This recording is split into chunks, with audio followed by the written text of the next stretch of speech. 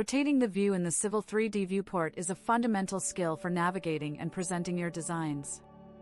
This process changes your camera's perspective without altering the actual coordinates of any objects in your drawing. The most intuitive tool for this is the ViewCube, typically located in the upper right corner of your model space.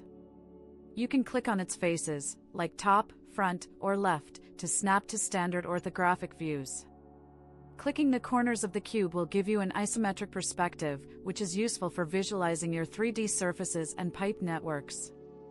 If you click and drag the ViewCube itself, you can freely orbit your model in 3D space, giving you complete control over your viewing angle. Around the ViewCube is a compass ring. Clicking and dragging this ring will rotate your plan view around the z-axis, which is perfect for orienting your drawing for plan sheets. For faster, on-the-fly orbiting, you can use a mouse and keyboard shortcut. Simply hold down the Shift key on your keyboard, then press and hold the middle mouse button or scroll wheel. As you move your mouse with both held down, you will activate the orbit command, allowing you to dynamically rotate your view. This is often the quickest method used by experienced professionals for general 3D navigation. For more precise control, you can turn to the command line. Typing 3dorbit or orbit will activate the same free orbit mode, allowing you to click and drag within the viewport to rotate.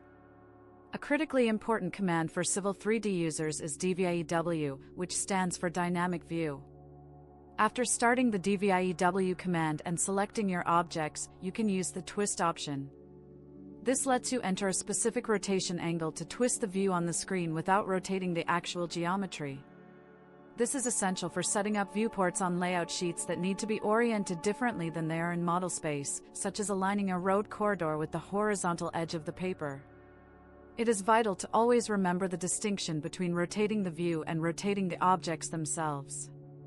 All the methods described here, including the ViewCube, Shift plus middle mouse, and the View Twist command, only affect your line of sight.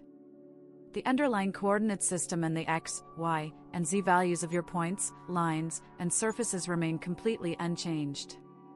Mastering these view rotation techniques will significantly improve your efficiency and ability to work with complex civil engineering models. Thank you for watching, and please subscribe for more Civil 3D tutorials.